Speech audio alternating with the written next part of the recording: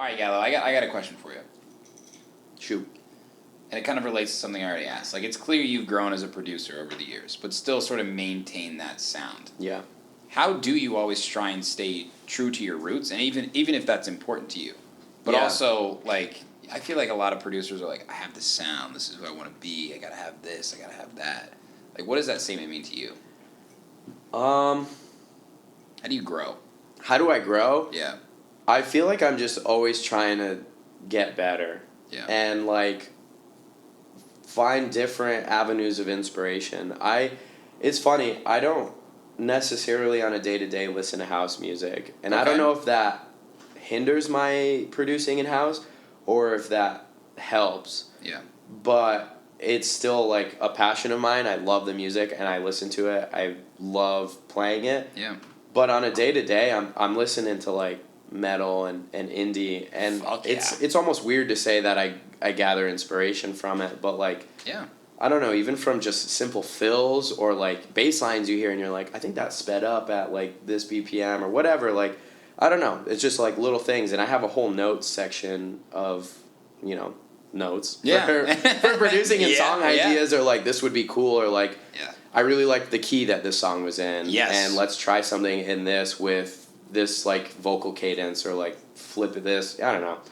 But, I know what you mean. I don't know, with sound, I'm trying to just use samples, like, that have worked for me, and, like, my drums are consistent. I have the way that I process them. My bass is... I process in very similar ways. Yeah.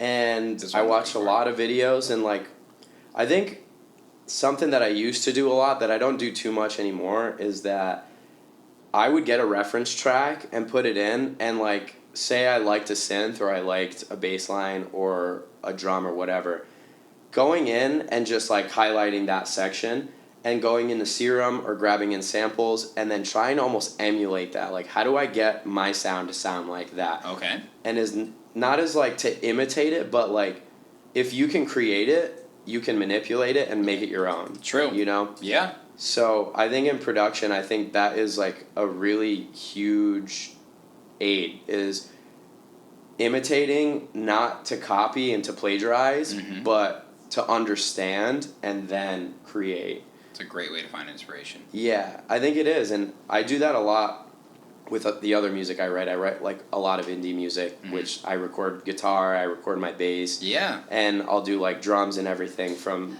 the studio setup I have at my place. And I'll just throw in a track by, like, Khruangbin, and I'll cover it. And I try to get my tone as close as possible. I'm like, what was Khruangbin's engineer doing to this guitar? Wow. And you can get within, like, you know, a certain realm. Yeah. I mean, I'm not fucking Rick Rubin. I'm not gonna get, like, the dudes at fucking Universal who are mastering everything. But, you know, you get close enough, and then I'm like, okay, I'll save this whole chain, and now I have a chain that is a good, clean guitar tone. Right. And then I'll go and write a song with that chain, and I'm like, okay, cool. Like, I have a clean tone. Now I'll add maybe some chorus or reverb, or let's switch this amp setting here to make it warmer, or whatever it is. Yeah.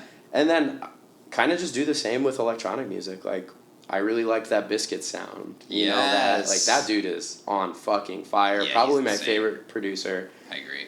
And you just listen and I'm like, how did he do that? Or where did he get the sound? Like, okay, let's see how I can make this my own.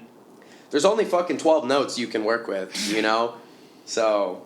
Ain't that the fucking truth. Right? You don't have to go reinventing the wheel. You don't.